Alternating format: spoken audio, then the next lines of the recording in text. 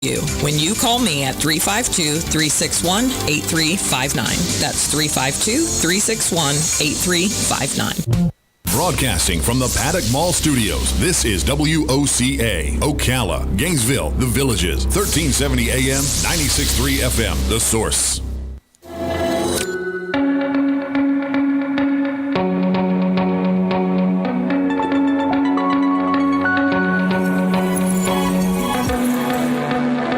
All right, 25 minutes before 9 o'clock, it's time for News Bites. This is the portion of AM Ocala Live during which we read the news and keep our opinions to ourselves.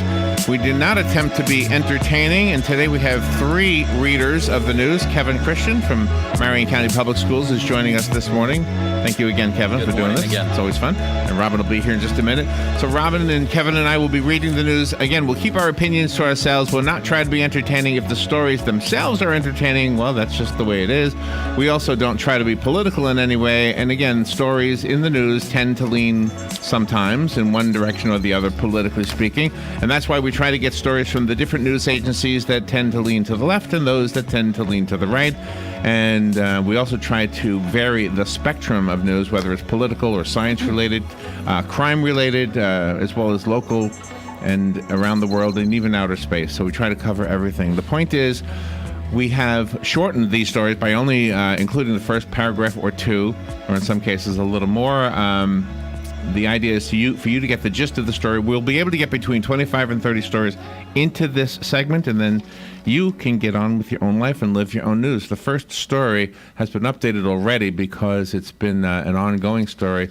This is the latest I have. This is from Fox News. 55 cases containing what were believed to be the remains of U.S. servicemen killed during the Korean War were returned today, the White House said. The cases, each draped with the flag of the United Nations, arrived aboard a U.S. military plane at Osan Air Base outside of Seoul, South Korea. Earlier, the plane and its crew had traveled to Wonsan, North Korea, to collect the remains, according to the White House. The transfer of the remains from the 1950 through 1953 Korean War had been negotiated last month during a summit meeting in Singapore between President Trump and North Korean leader Kim Jong-un.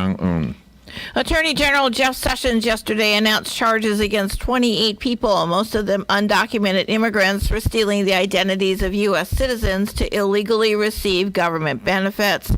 Sessions said 22 of the individuals were undocumented Dominican Republic nationals who stole the identities primarily of Puerto Ricans and used stolen Social Security numbers and other documents to get government benefits such as Medicaid and federally subsidized housing in Massachusetts, reported by NBC.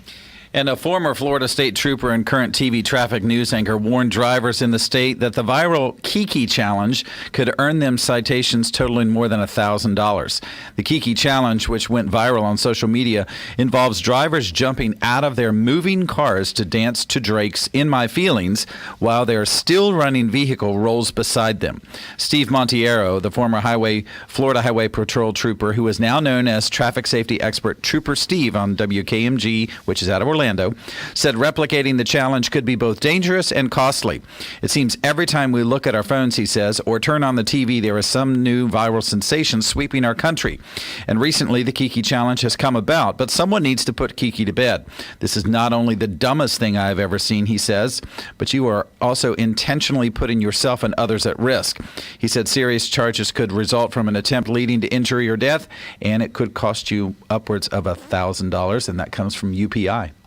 And from USA Today, U.S. District Court Judge Dana Sabra in San Diego will hold a hearing today to determine whether the government met a court-imposed deadline to reunify nearly 2,600 children separated from their parents who were apprehended at the border. Government lawyers contend they are on track to reunify more than 1,600 children with parents who the government has deemed eligible for reunification by midnight. But an ACLU attorney yesterday blasted the Trump administration for excluding 914 parents from the list of those deemed eligible for reunification. Many of the works by Rubens displayed in museums across northern Flanders feature nude women and cherubs.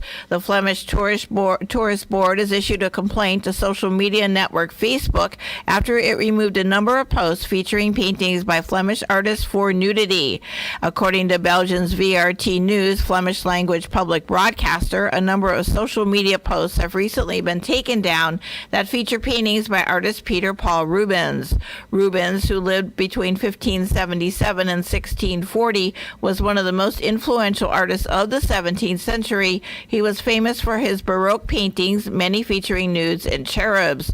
Tourism Val Landeren says that it has issued an open letter to Facebook chief Mark Zuckerberg, and it says, "We have noticed that Facebook consistently rejects works of art by our beloved Peter Paul Rubens. Even though we secretly have to laugh about it, your cultural censorship is making life rather difficult for us." Most Flemish museums have signed the letter, reported by the BBC. This is from UPI. A Delaware man's $600 gamble paid off when he bought an entire book of scratch-off tickets and won a $10,000 jackpot. Andrew Dara told Delaware lottery officials he was at the Shop and Stop store on Coastal Highway in Dewey Beach when the $250 Grand Mega Millions scratch-off tickets caught his attention. He said, "I play when I'm feeling lucky. I've never seen a $25 ticket before, so I thought, why not? I had a gut feeling about this one, so he forked out $600 to buy an entire book of 24 tickets, $25 each." He said, "When I told the cashier I wanted a book of tickets, he asked if I was sure, and the look on his face was priceless." The lucky player said his 11th ticket was the big winner. He also said, "I scratched the doubler and saw $5,000 and hit the brakes. I had to do a double take. I still can't believe it." Dare says he plans to use his $10,000 prize to pay off his work van, and he says it'll make it easier for a while. Wow. From the Florida News Network, a Florida prosecutor said yesterday that there was insufficient evidence to prove that a one-time powerful Republican legislator traded sexual favors with a former lobbyist in order to help pass legislation. State Attorney Jack Campbell stated in a letter to state investigators that criminal charges against Jack Latvala were not warranted. He based his recommendation on an investigation by the state's main law enforcement agency that said that the allegations could not be independently verified. Latvala had risen to a top leadership post as the Senate budget chairman and was mounting a campaign for governor, but he resigned in early January after a Senate investigation concluded that he likely inappropriately touched a top Senate aide and may have broken the law by supporting legislation in exchange for sex acts. The House yesterday approved a $716 billion defense policy bill that will give the military a 2.6% pay hike, the largest in 9 years.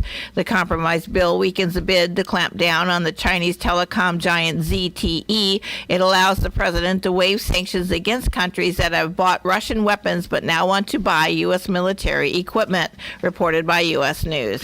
A family boating on a North Carolina lake captured video of the moment a swimming rattlesnake slithered on board their boat. Wayne Robbins of Tennessee posted a video to Instagram showing his family's encounter with the large timber rattlesnake that swam up to their boat. His kids can be heard shouting with excitement and fear as the snake approached and slithers aboard the back of the boat.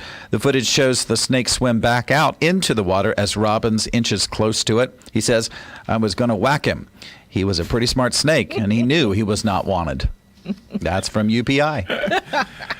From USA Today, the fast-action spy thriller Mission Impossible returns for its 6th installment with Tom Cruise at its helm. Cruise, who is 56 years old, will be in the movie in theaters today. Mission Impossible Fallout features a variety of globe-trotting, death-defying antics by spy Ethan Hunt, played by Cruise, and a level of depth unmatched by the series' previous films. Not only does the movie, which gets 3 out of 4 stars and is rated PG-13, pack in nearly 2 hours of nonstop action, it also offers the viewer moral quandaries, the greater good, or whether a friend's safety is worth potential nuclear annihilation. Is it for the thrill? USA Today breaks down every new Cruise stunt that blew our minds. You'd have to go to their website to see those. A zoo in Cairo, Egypt is allegedly showing its true stripes by passing off painted donkeys as zebras. Mohamed Sarhan recently visited the International Garden, a municipal park in Cairo, and immediately became suspicious of the animals in the zebra exhibit. Their ears were bigger and their snouts were lighter than those of the typical zebra. Sarhan's photos of the suspicious zebras went viral viral after he posted them on Facebook. The zoo's director, Mohammed Sultan, insists his zebras are 100% legal, that a zebra snout should be black and the stripes should be more consistent and parallel. CBS News also notes that zebras and donkeys, despite both bearing a resemblance to horses, are different species. Other zoos have been accused of trying to grade the area between zebras and donkeys.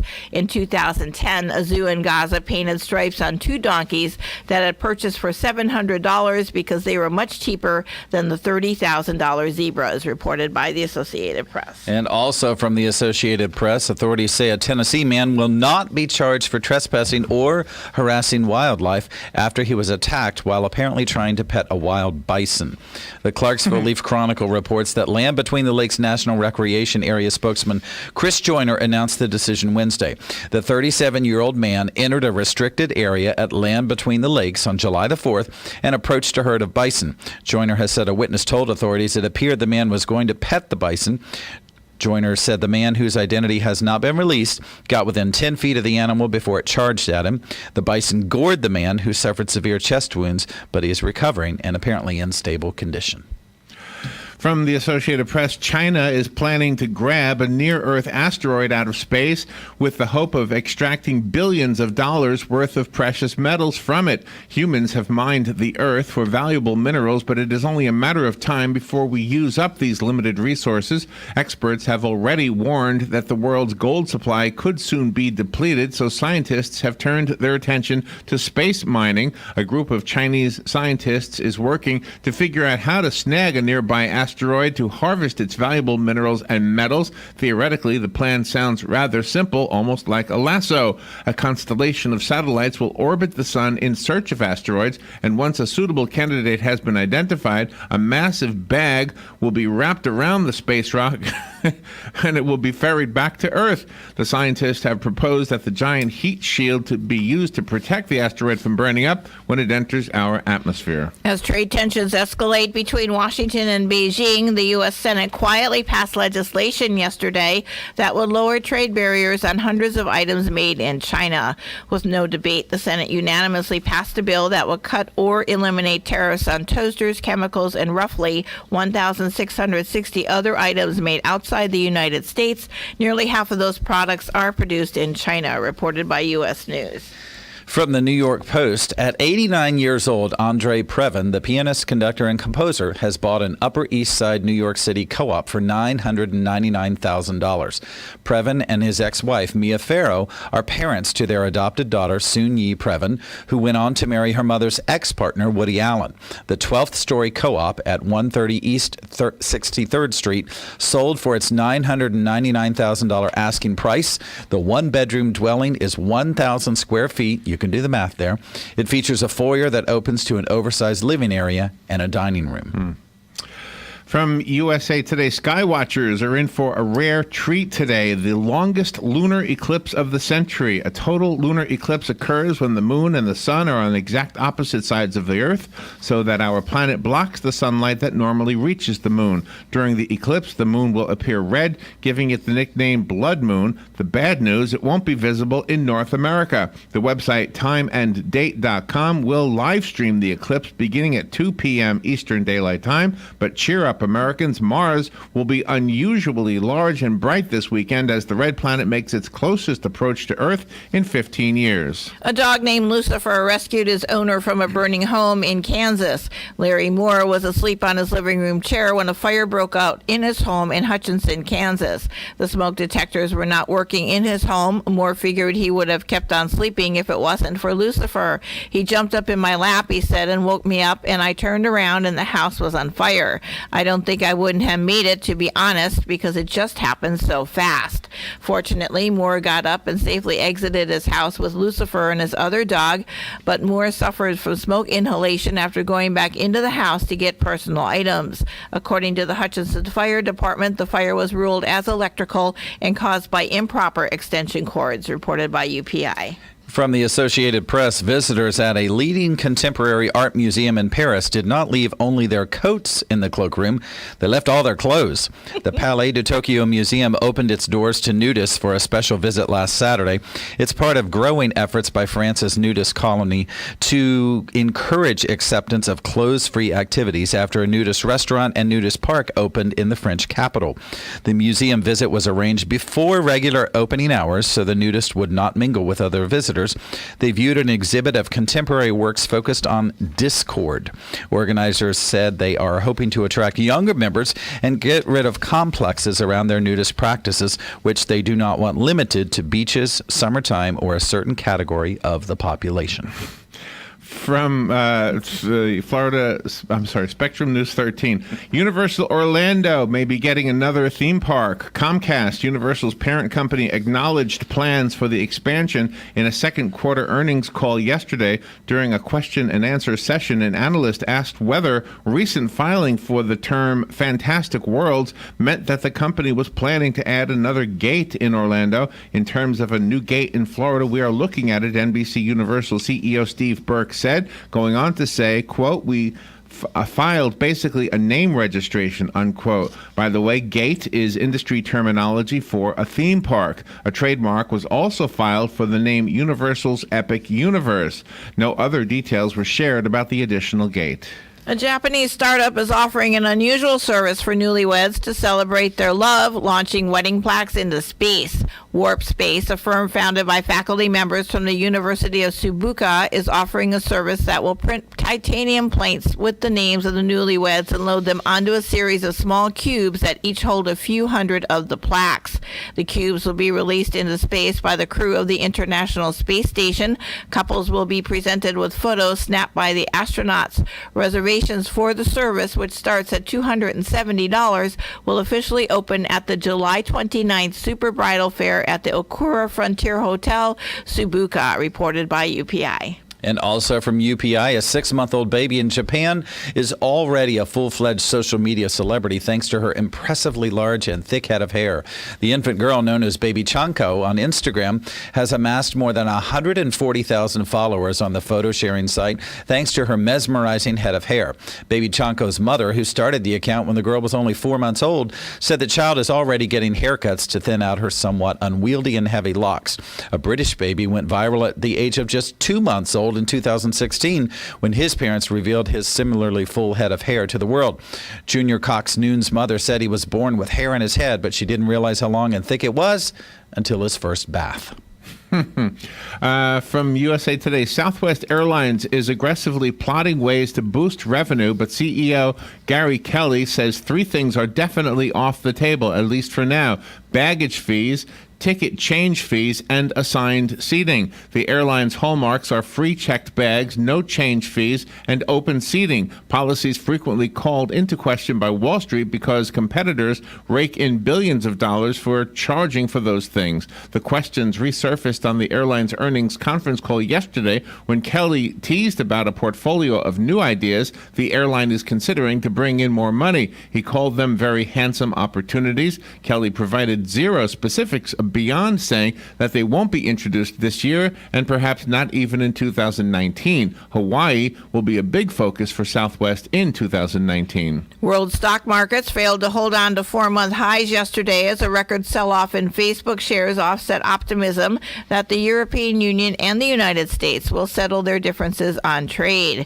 Facebook, the 5th largest global stock by market capitalization, collapsed 18.96%, the biggest one-day wipeout in U.S. stock market history after the social media company's earnings report showed slowing usage in the biggest advertising markets, reported by Reuters. And this story comes to us from the website mystatesman.com. It's a subject area that was something of a political issue and later something of a bigger thing on Broadway back in the 70s when some Texans were shocked to learn there was a brothel in LaGrange. The topic is back, sort of, you can say, in the current gubernatorial campaign thanks to Governor Greg Abbott. Abbott brought the issue up during during a recent telephone town hall with his supporters. And more accurately, these periodic calls are fundraising efforts, and the campaign's goal was $60,000 during the June 26th call. But among the other things mentioned in the call, Abbott said, in Houston, Texas, there are more brothels than there are Starbucks. The statement set off an avalanche of tweet responses, including, well, how would he know? And how does he know? And did he also tell them there are more mattress firm stores than Starbucks in Austin? Coincidence or conspiracy? From USA Today, Tia Coleman, who lost 9 of her family members in a tragic duck boat accident last week near Branson, Missouri, will honor her husband and children in a public celebration of life event today. Coleman was one of the 11 members of one family on board the boat Tour on Table Rock Lake when the vessel capsized last Thursday. 9 of her family members were among the 17 dead in the tragic accident, which occurred during a windy thunderstorm. The crash is one of the deadliest U.S. boating tragedies in recent history and renewed focus on decades-old concerns about the safety of duck boats. A Texas inmate took a wild ride after breaking the window of a patrol car and climbing onto its roof as it sped down a highway. Video of the Wednesday incident was recorded by people driving behind the patrol car that was transporting 31-year-old Martin Gregory Estrada. Taylor County Sheriff's officials say at some point during the drive, Estrada slipped out of his handcuffs, shattered the passenger side window, and climbed atop the patrol car. The deputy who was driving summoned help and did not stop until other officers arrived. The office says Estrada was being taken to Abilene from a hospital facility in Wichita Falls, where he'd allegedly assaulted someone. The trip is roughly 150 miles. County jail records show Estrada was being held yesterday on various charges, including escape and unauthorized use of a motor vehicle. His bond was set at $680,000, reported by the Associated Press. And from the Washington Post, got milk? Well, the answer is not so simple anymore.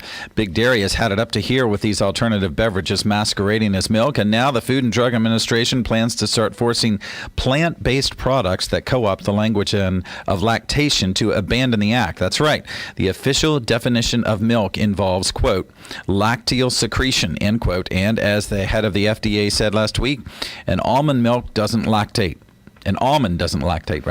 As it turns out, this is not entirely fair to almonds.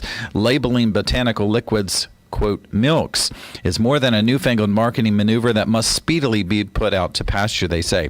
Francis Bacon noticed in 1626 that, quote, there be plants that have a milk in them when they are cut, end quote. And Encyclopedia Britannica accepted a century and a half later that the emulsive liquors of vegetables may be called vegetable milks. And the line between what is milk and what is non-milk becomes even less defined when the word milk is used as a verb. Is milk the product of everything that is milked? The FDA has official definitions or standards of identity for plenty of products that it neglects to enforce. But get this, what matters more, it seems, is how we shop. Counterfeits, as the milk lobby likes to call them, aren't really fooling anyone. Not almond milk or soy milk or cashew milk or oat milk or rice milk or hemp milk or pea milk or Super Rebel Herbs Turmeric Golden Milk Elixir. That's from the Washington Post. The Nintendo Labo family of cardboard Switch accessories is growing with a third kit that will arrive September 14th. The Toy-Con 03 vehicle kit can be configured to control an on-screen car, plane, or submarine, plus a key to activate them. The various pieces and rubber bands put your Joy-Con to work in a steering wheel, pedal, or joystick-like configuration, similar to the other Labo kits, Robot and Variety. Once they're built, you can link them to your Switch and go adventuring via land, sea, or air in 1 or 2 player modes. We've seen a few expansions arrive already for existing Labo devices, like an update adding support for use as a Mario Kart controller, and anticipate similar enhancements for this one. When it arrives, it will go on sale for $70, just like the existing Variety Kit, which is $10 cheaper than the robot setup. That story is from the website Engadget.com. Federal officials said that they reunited 1,600 migrant children with their families yesterday, but hundreds more will not be reunited because their parents failed background checks or they've been deported. The failed background check indicates that their child may not be safe in their custody or because the adult failed a parental verification test, reported by UPI. Also from UPI, charter boats lined the Virginia Channel in the rain to protect dozens of wild ponies making their annual pilgrimage across the water. The 93rd annual pony swim from Assateague Island to Chincoteague Island took place on Wednesday as more than 50 ponies swam across the channel under the guidance of the Saltwater Cowboys. That's a group of more than 50 riders. The local volunteer fire company, which hosts the annual event, says the ponies swam the channel during slack tide, a 30-minute period when there's no current in the water. Dozens of tourists watched the swim from Veterans Memorial Park, where rains left some spectators standing in knee-deep mud. The ponies were given a veterinary checkup before the swim and paraded through town after resting from the trek. They are due to swim back to their home island on Friday, today, and the annual swim, which is part of local Pony Penning Week, was widely popularized by Marguerite Henry's 1947 book, Misty of Chincoteague. And one more. Researchers are reporting a spiking number of sea turtle deaths in Florida waters plagued by a red tide algae bloom. The Florida Fish and Wildlife Conservation Commission has documented 287 sea turtle deaths in Gulf of Mexico waters along the southwest Florida coast since the toxic bloom began in October. Alan Foley of the Commission's Fish and Wildlife Research Institute said yesterday that's about double the average number of turtle deaths. That's all the time we have for News Bites. We need to make room. Up next, and Jim George will not be here, so what we're going to do is we're going to talk about documentaries, and we'll do that in just a bit. How many stories today, Robin? 33. This is WOCA Ocala. We'll be right back. Fox News Radio, I'm Chris Foster. President Trump tweets he did not know about his son Don Jr.'s meeting with Russians in June before the election, and that it sounds like his former attorney's making up stories. Sources say Michael Cohen doesn't have any hard evidence, but that he is willing to tell special counsel Robert Mueller that then candidate Trump knew in advance Russians were coming to Trump Tower with promised dirt on Hillary